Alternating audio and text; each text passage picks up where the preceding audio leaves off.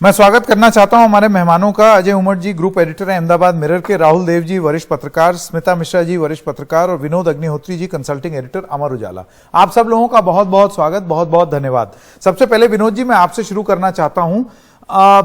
प्रधानमंत्री की जो आज स्पीच थी उससे एक सेंस ये मिलता है कि वो एक दशक का दूसरे दशक से तुलना कर रहे हैं, क्योंकि 9 साल का अब उनका भी कार्यकाल हो गया है और पूरा फोकस उसी पर रखना चाहा। लेकिन विपक्ष मूल रूप से कांग्रेस पार्टी ने एक मुद्दा जो प्रभावी रूप से उठाया हुआ है, मतलब वो मानते हैं बहुत बड़ा मुद्दा है और उसको उठाते चले जा रहे हैं, आज भी राहुल गांधी ने उठाया, वो है उद्योगपति गौतम अडानी का रिश्ता प्रधानमंत्री मोदी के साथ। आपको लगता है कि मोदी की मैसेजिंग ज्यादा कामयाब होगी या राहुल गांधी की? नहीं, देखिए, मैसेजिंग के मामले में तो आप जानते हैं नरेंद्र मोदी जी बहुत ही इस मामले में उनको एक क्या कहते हैं सिद्धहस्त है। वो पब्लिक कनेक्ट में, लोगों से संपर्क में, संवाद में, और चूंकि राजनीति का उनका अनुभव है, लगातार वो गुजरात में रहे हों या पिछले 9 साल से केंद्र में प्रधानमंत्री हैं, तो निश्चित रूप से उनका संवाद जनता के साथ बहुत बेहतर तरीके से होता है और उसमें वो हमेशा कामयाब भी रहते हैं। और आज भी जिस तरह से उन्होंने लोकसभा में राष्ट्रपति के धन्यवाद प्रस्ताव पर उन्होंने उत्तर देते हुए जो सारी बातें कही, जो मुद्दे उठाए, तो उनसे साफ जाहिर है उन्होंने विपक्ष के आरोपों की परवाह नहीं की। जवाब देना तो दूर की बात है कि भाई पॉइंट टू पॉइंट उसका बिंदुवार जवाब दे, उन्होंने परवाह ही नहीं की उसकी, और उन्होंने एक दुष्यंत कुमार के शेर को कह के उसको निपटा दिया। और उसके बाद वो उन्होंने सारा जो ध्यान था, सारा जोर था अपनी सरकार की उपलब्धियां, अपने कामकाज और आगे जो है भविष्य में क्या करना है, इस पर उन्होंने फोकस किया। और जो 10 साल का मनमोहन सिंह की सरकार का कार्यकाल था, कांग्रेस का, यूपीए का, और 9 साल का जो उनकी सरकार का कार्यकाल है, उसकी तुलना करके उन्होंने विपक्ष को, नहीं कांग्रेस पार्टी को, एक तरह से आईना दिखाया कि देखिए हमारा कार्यकाल ये, आपका ये है। तो निश्चित रूप से और राहुल गांधी ने जो सवाल उठाए थे, जिनमें कुछ चीजें एक्सपेंज भी की गई कार्रवाई से, उनको उन्होंने तवज्जो नहीं दी। और ये अनुमान हम लोगों को कल भी था, जब राहुल गांधी बोल रहे थे तब भी हम लोगों को लग रहा था कि प्रधानमंत्री इन मुद्दों को नहीं छुएंगे, क्योंकि अगर वो उन मुद्दों का जवाब देते, उस विवाद में जाते, तो निश्चित रूप से कहीं ना कहीं राहुल गांधी के आरोपों को एक स्वीकृति मिलती। हाँ, जो कि हमेशा एक्नॉलेज नहीं किया उन्होंने। हाँ, उन्होंने बिल्कुल कहते ना उसको परवाह ही नहीं की उन्होंने। तो वो नहीं, लेकिन शुरुआत में तो बोला उन्होंने, शुरुआत में तंज कसा, सीधा जवाब नहीं दिया। उन्होंने ये बोला कि वो भाई बड़े खुश हुए होंगे, वाहवाही दी होगी। नहीं, अप्रत्यक्ष रूप से उन्होंने तंज कसा, वही उन्होंने उसको हवा में उड़ा दिया एक तरह से, ये कह सकते हैं बातचीत करते हुए। और उन्होंने सारा जोर अपने कामकाज पर, अपनी सरकार की ये गौतम अडानी और नरेंद्र मोदी वाले मुद्दे पर मैं अभी थोड़ी देर में वापस आऊंगा, लेकिन उससे पहले मैं स्मिता मिश्रा जी आपसे पूछना चाहता हूं, ये जो मैसेजिंग रही है नरेंद्र मोदी की, प्रधानमंत्री की, उस मैसेजिंग को आप किस तरीके से देखती हैं? देखिए, इससे पहले नेशनल एग्जीक्यूटिव की एक मीटिंग हुई और उसके बाद काउंसिल ऑफ मिनिस्टर्स की मीटिंग हुई, और दोनों में नरेंद्र मोदी का एक संदेश साफ था, हमारे काम के बारे में बात करो, काम को जनता तक ले जाओ, बजट में जो घोषणाएं हुई हैं उसको जनता तक ले जाओ। और उसी में उन्होंने इस बात का भी जिक्र किया कि फिल्मों पे और इस सब टाइप के जो मुद्दे हैं उस पर आप ध्यान मत दीजिए, काम पर ध्यान दीजिए। तो आपको लगता है आज की स्पीच भी उसी तरफ, उसी दिशा में जा रही है कि मेन मुद्दे पे, काम पर बात कीजिए, काम बनाम काम पर बात हो? संकेत, आपने जैसा कहा कि प्रधानमंत्री का जो थ्रस्ट है वो हमेशा इस पर रहता है कि सरकार को आप अगर कसौटी पे कसना चाहते हैं तो हम जनता के लिए, देश के लिए जो कामकाज कर रहे हैं अलग अलग क्षेत्रों में, चाहे वो विदेश नीति से लेकर के और एकदम जो ग्रास रूट स्तर तक जो है गांव देहात के विकास की बात, आप हमें अगर कसौटी पे कसना है, परीक्षण करना है, तो उस पर करिए। और आप जानते हैं कि कल जो राहुल गांधी जी का बीते कल भाषण हुआ संसद में, तो वैसे तो वो राष्ट्रपति अभिभाषण की जो बहस चल रही है उस पर उनका इंटरवेंशन था, लेकिन उन्होंने अपने पूरे भाषण को केवल और केवल एक मुद्दे पे केंद्रित रखा। प्रधानमंत्री बिल्कुल ये साफ करना चाहते थे अपने बातचीत से कि हमारे लिए ये राष्ट्रपति के अभिभाषण की डिबेट है, उसमें जो मुद्दे आए हैं, उससे जुड़े जो विषय हैं, हम उस पर अपनी बात करेंगे, जो हमारा पॉजिटिव एजेंडा है, जो महामहिम राष्ट्रपति जी ने अपने अभिभाषण में चीजों को सामने लाया, हम उस पर जनता से संवाद करेंगे। पहली बात। दूसरी बात यह है कि क्यों वो उस मुद्दे पर जो गौतम अडानी का विषय है उस पर नहीं आए। सीधी सी बात है, बीजेपी का ये डिक्लेयर्ड पोजीशन रहा है कि ये जो आरोप लगाए जा रहे हैं ये पूरी तरह बेबुनियाद हैं। इसीलिए उन्होंने प्रिविलेज की बात भी कही, ऑथेंटिकेट करने पर बार बार बीजेपी जोर दे रही है। तो प्रधानमंत्री उस विषय पर स्पेसिफिकली उसके बिंदुओं पर कुछ बयान देकर या जवाब देकर उस विषय को कोई स्वीकृति, कोई लेजिटिमेसी क्यों देंगे? प्रधानमंत्री अपना एक एजेंडा लेकर जनता से बात कर रहे थे। जिस तरह पार्टी में संगठन की बैठक में वो सांसदों और नेताओं से कहते हैं कि कामकाज को लेकर जनता के बीच में जाओ, आज का जो भाषण था वो सीधे जनता से एक संवाद था। भले वो सदन के पटल पर हो रहा था, और आपने गौर किया होगा कि उन्होंने भले ही राहुल गांधी के आरोप पर सीधा कोई क्लैरिफिकेशन नहीं दिया, न देने की कोई उम्मीद थी, लेकिन उन्होंने ये जरूर साफ किया कि इस समय एक तरह से भारत की राजनीति में दो धाराएं चल रही हैं। एक, उन्होंने बताया कि उनकी सरकार है, उनकी टीम है जो सीधे जनता के लिए काम कर रही है, जिसमें अखबार और टेलीविजन वगैरह पर उनका वो निर्भर नहीं है, उनका जो ट्रस्ट है। और दूसरी तरफ एक इकोसिस्टम ऐसा काम कर रहा है जो उन्होंने जो कपलेट पढ़ा उन्होंने कि हम चल पड़े हैं, हम आ रहे हैं। तो यानी एक इकोसिस्टम है जो जनता से बिल्कुल जुड़ा हुआ नहीं है, कटा हुआ है, लेकिन बार बार वो अपने आने का ऐसा एक संकेत देता रहता है, कहने का प्रयास करता है कि हम आ रहे हैं, लेकिन वो जहां जाना है वहां पहुंच नहीं पा रहे हैं। नहीं, दो इसमें स्मिता जी देखिए, एक जरूरी सवाल ये है, मैं एक बार अग्निहोत्री जी के पास वापस आना चाहता हूं, उसके बाद अपने बाकी दोनों मेहमानों के पास भी जाऊंगा। अग्निहोत्री जी, मैं आपसे ये जानना चाहता हूं कि एक तर्क ये भी दिया जा रहा है, आज कांग्रेसी हलकों से ये सुनने को मिला कि जब आप रिमार्क्स ही एक्सपंज कर देंगे तो फिर वो कोई आप उम्मीद ही नहीं रख सकते कि प्रधानमंत्री कुछ उस पर जिक्र भी करें। अगर वो एक रिमार्क्स राहुल गांधी के जो उन्होंने आरोप लगाया, अगर वो रिकॉर्ड में रहते तो फिर ये उम्मीद की जा सकती थी कि जवाब देते प्रधानमंत्री। जब रिकॉर्ड में ही कुछ नहीं है तो फिर जरूरत ही महसूस नहीं होगी संसद में उस पर जवाब देने के लिए।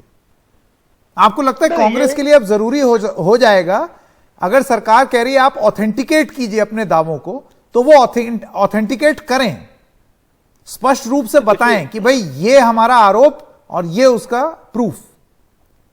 देखिए संकेत जी, लंबे समय से पार्लियामेंट हम लोग कवर करते रहे हैं, आरोप विपक्ष लगाता रहा है और कभी कागज दस्तावेज लेकर के विपक्ष नहीं आता था। हाँ, कोई रिपोर्ट अगर आ जाती थी, जैसे सीएजी की रिपोर्ट आई, उसका उल्लेख होता था।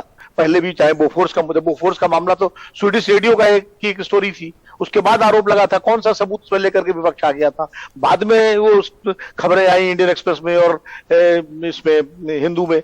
इसी तरह 2G में वो रिपोर्ट सीएजी की, ये रिपोर्ट जो है, आरोप जो है, तो ये अब इसका मतलब जांच पहले विपक्ष करे, सबूत लेके आए और फिर हाउस में रखे। ये एक नई परंपरा हाउस में शुरू हो रही है, मुझे लगता है। और ये जरूर इसीलिए हाउस में शून्यकाल में पर जो बात कही जा रही है कि आप बिना ऑथेंटिकेट किए आप इस तरीके से अगर नाम ले देंगे तो वो संसदीय प्रणाली के खिलाफ है। तो आपको लगता है कि ये नहीं है? अगर मतलब आरोप लग सकता है इस तरीके से? नहीं, अगर पुराने रिकॉर्ड उठाए पिछले 20-25 साल के, तो बहुत सारे आरोप लगे जिनको कोई ऑथेंटिकेट नहीं किया गया, और सदन के रिकॉर्ड में भी है। राहुल जी यहाँ बैठे हुए बहुत पुराने, हमसे भी पुराने पत्रकार हैं, आप नेहरू जी के जमाने से देख लीजिए। तो ऐसा नहीं है, कितने सारे आरोप लगे और उसके बाद सदन में, इसीलिए सांसद जो है खुल के बोलते हैं कि भाई उनको वहां पर बोलने का अधिकार है, उसमें कोई न्यायिक मुकदमा नहीं हो सकता बाहर, किसी संरक्षण सदन का प्राप्त है, किसी अदालत में मुकदमा नहीं चल सकता, इसलिए बोलते हैं। बाद में अगर सरकार समझती है कि वाकई इसमें कुछ तथ्य है तो जांच कराती है, नहीं तो बात आई गई हो जाती है। तो कुल मिला के जो है अभी तक की परंपरा ये रही है। लेकिन अब चूंकि देखिए नियम के अनुसार अध्यक्ष ने जो किया है उसको मैं उस पर कोई सवाल नहीं उठा रहा हूं, क्योंकि उनका अधिकार है, उन्होंने किस नियम के तहत ही किया होगा अगर उन्होंने हटाया है कार्यवाही से। लेकिन इसका मतलब अगर कार्यवाही में रहते भी टिप्पणियां राहुल गांधी की, तो भी शायद प्रधानमंत्री जी उन पर नहीं आते। ठीक है, देखिए दो फ्रंट पर हम यहां बात कर रहे हैं। एक तो राहुल गांधी के आरोप, एक उद्योगपति और प्रधानमंत्री के बीच रिश्ता क्या है ये उन्होंने आरोप लगाया, और दूसरा प्रधानमंत्री की अपनी मैसेजिंग। राहुल देव जी, इन दोनों मुद्दों पर आपका क्या कहना है? देखिए, पहली बात यह है, विनोद जो कह रहे थे मैं उसको थोड़ा बढ़ाऊंगा सहमत होते हुए कि अदालत में और संसद में एक बुनियादी अंतर होता है, वो हम सब जानते हैं। संसद में सबको, हर सांसद को छूट है कि वो जो चाहे कह सकता है, उस पर कोई वो कार्रवाई नहीं होगी। और ये तो पुलिस पर एफआईआर जब होती है तब भी सबूत जो आरोप लगाता है या जो अपनी शिकायत दर्ज करता है, किसी पर आरोप लगाता है, वो भी कोई सबूत थोड़ी देता है। सबूत इकट्ठा करना ये तो जांच एजेंसियों का काम है, चाहे वो पुलिस हो या सरकार की दूसरी बड़ी जांच एजेंसियां हो। तो ये तो बात समझ में नहीं आती। लेकिन उसको राजनीतिक रूप से देखें तो प्रधानमंत्री ने एक तरह से उस पूरे मुद्दे पर एक भी शब्द न बोलकर उसका संज्ञान ही नहीं लिया। उसमें तकनीकी एक उनको आधार ये मिल गया, कैसे मिल गया मैं नहीं जानता, कि जो कुछ राहुल गांधी ने कल कहा वो सब कुछ वो निकाल दिया गया सदन की कार्यवाही से, एक्सपंज हो गया। अब उसमें उन्होंने एक श्रीलंका के एक बहुत बड़े अधिकारी के वहां की पब्लिक हियरिंग में दिए गए बयान को भी उद्धृत किया था। तो वो तो एक पब्लिक डॉक्यूमेंट है, पब्लिक, वो कोई सुनी सुनाई बात नहीं थी। तो लेकिन उस सब को अब ये लोकसभा अध्यक्ष जी का फैसला है, उस पर कौन टिप्पणी कर सकता है। लेकिन ये थोड़ी आश्चर्यजनक कार्रवाई है कि राहुल गांधी जैसा एक वरिष्ठ विपक्षी नेता, जो लगभग विपक्षी दल के नेता के रूप में वहां बोल रहा है, उसने इतनी देर बोलकर लगभग 1 घंटा में उसने जो आरोप लगाए, आपने उसको बिल्कुल संज्ञा नहीं लिया और बिल्कुल कुछ भी उस पर बोलने से इनकार कर दिया, केवल अपनी सरकार का, अपनी उपलब्धियों का बखान किया। आख्यान के तौर पर यह ज्यादा लोकप्रिय होगा। पहली बात यह कि प्रधानमंत्री अंत में बोले हैं, अब उसके बाद तो कोई बोलेगा नहीं। राहुल गांधी कल बोले थे, प्रधानमंत्री आज बोले हैं, लंबा बोले हैं, बहुत तथ्यों के साथ बोले हैं। ये चीजें जो बीजेपी के पहले से ही पक्ष में जुड़े हुए लोग हैं, उनके लिए ये ये उनके लिए बहुत अच्छे काम की चीज है, वो इसको ही स्वीकार करेंगे।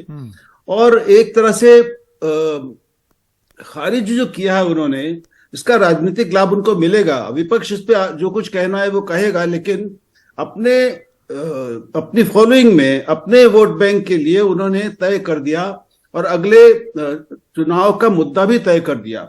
अब 4 से 14 और अब 14 से 24, इन्हीं 2 कंट्रास्ट के बीच में, इनके बीच में ही अब अगला चुनाव लड़ा जाएगा। बिल्कुल, तो ये बिल्कुल तय हो गया। तो राजनीतिक संदेश ये है जी। स्मिता जी, मैं आपके पास वापस आऊंगा, एक बार अजय उमर जी से भी पूछ लें। अजय जी, आपको लगता है कि ये चीज साफ कर दी अपनी मैसेजिंग में, और जैसा मैं पहले भी बोल रहा था, ये सिर्फ विपक्ष के लिए ही नहीं, अपने नेताओं को भी ये बता दिया साफ साफ, बिल्कुल, कि भाई इस पे फोकस करो, भाई फिल्म के में हीरोइन के कपड़े ना देखो, गाना ना देखो, आहत ना हो जाओ, काम पे ध्यान दो, काम का बखान करो। बिल्कुल बिल्कुल संकेत। और मैं आपको इससे भी ज्यादा बताता हूं कि मैं तो मोदी जी को गुजरात से जानता हूं। हाँ। और वो किसी भी ऐसा इश्यू आता है तो 360 डिग्री एक पूरा प्लानिंग करते हैं। जैसे ये गौतम अदानी वाला इश्यू है, उसमें उन्होंने निर्मला सीतारमण जी से स्टेटमेंट आ गया, पीयूष गोयल से स्टेटमेंट आ गया, आरबीआई के डायरेक्टर से स्टेटमेंट आ गया, सेबी से क्लैरिफिकेशन आ गया, इसलिए वो चीजों को तो वो टच करने वाले नहीं थे। जैसे कि राहुल देव साहब की मैं बात सुन रहा था, देखो श्रीलंका वाली बात या ऑस्ट्रेलिया या बांग्लादेश वाली बात पे उन्होंने तंज कसते हुए ये जरूर कहा कि पहले तो बताते थे कि भाई भारत सरकार बहुत कमजोर है, अब देखिए कि भारत सरकार कितनी मजबूत हो गई कि फॉरेन गवर्नमेंट के फैसले भी जो है वो भारत सरकार के कहने पे लिए जाते हैं। ऐसा करके उन्होंने वो बात वहां पर छोड़ दी। राहुल गांधी ने हार्वर्ड यूनिवर्सिटी की बात कही तो उन्होंने कहा कि देखिए हार्वर्ड यूनिवर्सिटी में क्या स्टडी हुई है कि कांग्रेस का डिजास्टर कैसे हुआ उसके ऊपर हुई। ऐसा करके उन्होंने वहां पर भी तंज कस लिया। उन्होंने विपक्ष पे तंज कसते हुए ये भी कहा कि एनफोर्समेंट डायरेक्टरेट की मैं दुहाई देता हूं कि भाई उनकी वजह से ऑपोजिशन यूनिटी इंडेक्स जो है वो बहुत बढ़ गया है। और राहुल को अपनी औकात बताते हुए उन्होंने ये भी कहा कि भाई तुम्हारे पांव के नीचे कोई जमीन नहीं है, कमाल है, और फिर भी आपको पता भी नहीं है, तुम्हें यकीन भी नहीं है। मतलब देखिए मोदी जी ने एक एक चीज का जवाब स्मार्टली दिया है और वो जो कम्युनिकेशन करते हैं ना, उनकी कम्युनिकेशन की ये स्टीट। और अजय जी जो मेन मुद्दा उठा रहे थे राहुल गांधी, उस पर तो वो बोले नहीं। देखिए सर, उसमें उन्होंने कल ये जवाब दिलवा दिया था दुबे जी से। उन्होंने ये कहा कि भाई कोई भी सरकार होती है, आप दालमिया की बात कर लो, आप टाटा की बात कर लो, बिरला की बात कर लो, ये आरोप तो बोले आगू से चली आती वाली बात है। ये देखिए वो हर एक चीज के जवाब जो है कभी ना कभी इंटरव्यू में फ्यूचर में देंगे और ये जवाब आएगा कि भाई वो तो उसने कह दिया था कि ये तो टाटा बिरला दालमिया की सरकार थी। नहीं, पर ये तो पूरा देखिए दो चीजें मैं ये मानना चाहता हूं और मैं ये जानना चाहता हूं, दोनों राहुल देव जी और स्मिता जी दोनों से पूछूंगा।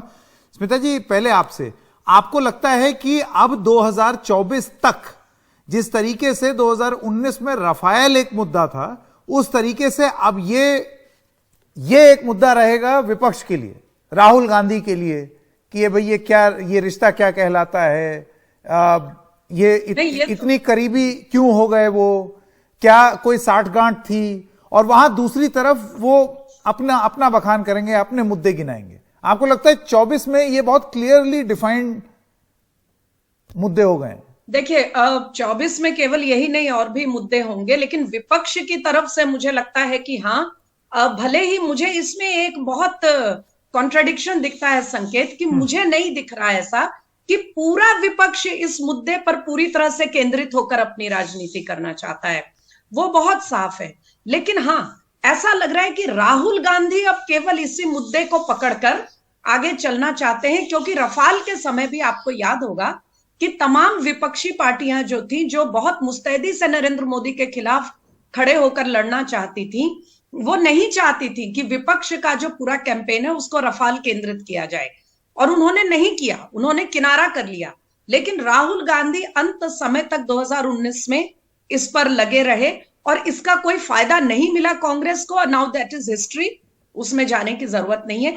इस मुद्दे में कहां तक हो पाएगा पता नहीं, क्योंकि आपने गौर किया होगा कि ठीक है, बेशक गौतम अडानी के सीधे सीधे मुद्दे पर प्रधानमंत्री जी ने कोई आज बयान नहीं दिया, मगर जब वो 2014 के जो लॉस्ट डेकेड वाली बात कह रहे थे, तो उन्होंने क्रोनी कैपिटलिज्म जो है, लोगों को फायदा पहुंचाना और भ्रष्टाचार, इसकी बात उन्होंने बहुत साफ तौर पर की। उन्होंने घोटालों का जिक्र किया, उन्होंने घोटालों का नाम लिया, उन्होंने बताया कि कैसे क्रोनी कैपिटलिज्म उस समय चल रहा था, और हम शौचालय से लेके और एक एक चीज तक देश को लाभ पहुंचाने का काम कर रहे हैं, इंफ्रास्ट्रक्चर बिल्ड कर रहे हैं।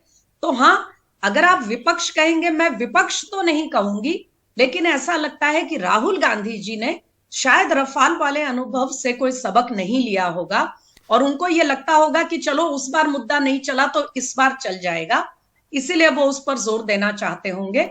मुझे लगता नहीं कि बाकी विपक्ष इसको लेकर, ठीक है आज की बहस में लोगों ने बोला है, हाँ। लेकिन अभी 2024 के चुनाव से पहले बहुत राजनीतिक घटनाक्रम होना है, और मुझे लगता है कि अगर राहुल गांधी की रणनीति इस तरह से केंद्रित होगी इस विषय पे, तो शायद बीजेपी इसको लेकर बहुत वरीड नहीं है, क्योंकि बीजेपी को पता है कि इससे उनको विपक्ष को बहुत लाभ शायद ना मिले। राहुल देव जी, आपका असेसमेंट क्या है? आपको क्या लगता है कि कौन ज्यादा प्रबल और प्रखर रूप से अपनी बात का संदेश वाचक बनेगा?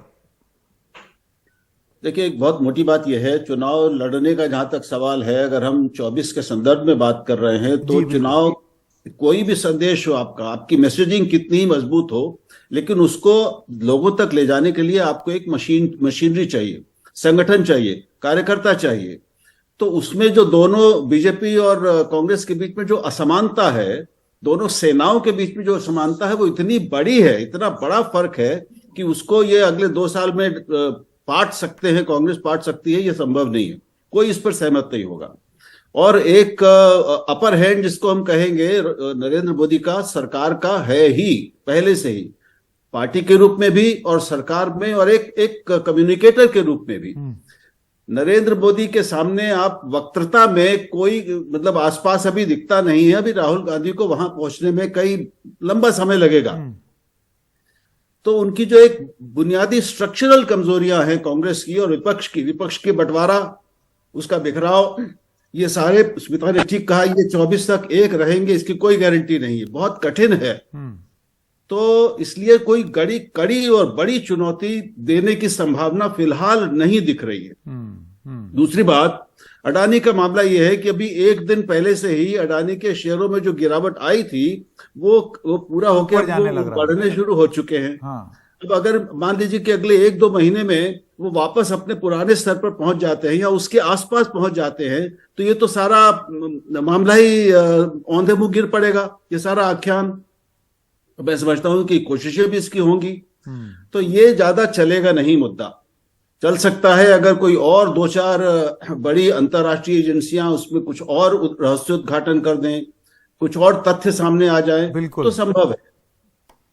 अभी आज मौजूदा राजनीतिक स्थिति के रूप से हिसाब तो खारिज से कीजिए। जी, राहुल जी का ये कहना है कि अगर आप आर्मी देख लें कि कौन कौन अपनी सेना लेकर के अपने अपने संदेश का वाचक बना हुआ है, उसमें बहुत डिस्पैरिटी है और ये चीज दिखती है। बहुत बहुत धन्यवाद आप सबका अपनी अपनी बात रखने के लिए। अब राज्यसभा में भी बोलेंगे प्रधानमंत्री, तब देखना ये होगा कि वहां इस मुद्दे को उठाएंगे या नहीं, क्योंकि वहां पर भी विपक्ष हमलावर होने की बात कर रहा है।